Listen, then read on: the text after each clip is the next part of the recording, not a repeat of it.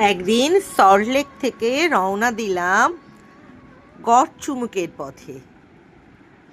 হাওড়া ব্রিজটা পেরিয়ে গড়চুমুকের রাস্তাতে আমরা ঢুকলাম। গ্রামের রাস্তাটা কি অপূর্ব দেখো, কি অপূর্ব ফুল ফুটেছে দেখো। প্রকৃতি দেখে আমি তো মুগ্ধ হয়ে গেছিলাম। অমল তাস, তোমরা সবাই জানো এই ফুলের নামটা। গড়চুমুকের রাস্তা বিশ্বাস করো ভীষণ ভীষণ সুন্দর। এত সুন্দর রাস্তা, আমরা এই রাস্তা দিয়ে গিয়ে অবশেষে দামোদর রিভার রিট্রিটে পা রাখলাম। এইখানে ওদের অফিসটা। আমার এক দিদি এখানে বুক করেছিল, অনেক দিন বাদে সারপ্রাইজ দেওয়ার জন্যে আমার দিদির কাছে চলে এসেছিলাম।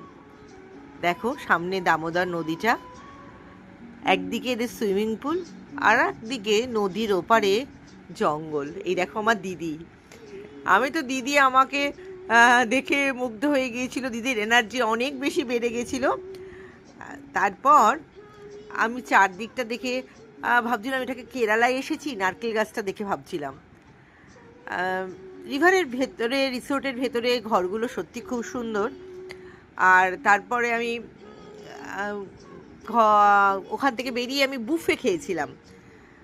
বেশ বুফেটাও বেশ ভালো খেতে, বাঙালি খাবার যদিও আমি খেয়েছিলাম বুফেতে, নট টু ব্যাড। আসলে প্রকৃতি দেখেই মুগ্ধ হয়ে যাবে। তোমরা এক রাত দু রাত এখানে থাকতে পারো, ভীষণ শান্ত। সামনে এইটা হচ্ছে ওদের বুফের ঘর, একদম দামোদর নদীর পাশে।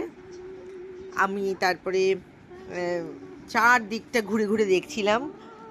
অনেক ঝাউবন, নানা রকম নারকেল গাছ, নানা রকম ফুল ফলের গাছ দিয়ে ঘেরা এই দামোদর রিভার রিট্রিট। তোমরা একদিন অবশ্যই এসো, প্রকৃতি দেখে তোমরাও মুগ্ধ হয়ে যাবে। আর কলকাতার কাছে 2 ঘন্টা মাত্র পথে এই দামোদর রিভার রিট্রিটটা। আমি চারদিক খালি ঘুরে ঘুরে দেখছিলাম। সামনে দেখো কি সুন্দর একটা ওরা নৌকা বানিয়ে রেখেছে। আমি তো নৌকাটা দেখেও খুব আমার মজা লেগেছিল, অনেক ছবি তুলেছিলাম এই নৌকাটার ভেতরে চেপে। তোমরা এমনিতে দামোদর রিভার রিট্রিটেও নৌকা চড়ে ঘুরতে পারো। তারপরে আমাদের অবশ্য এবার ফেরার পালার প্রায় সময় হয়ে গেছিল। এই গোধূলির মায়াবী আলোয় যখন দামোদর নদীর জলের উপরে পড়েছিল, বিশ্বাস করো সে কি অপূর্ব দৃশ্য। যাই হোক, তোমরা চলে এসো কলকাতার খুব কাছে।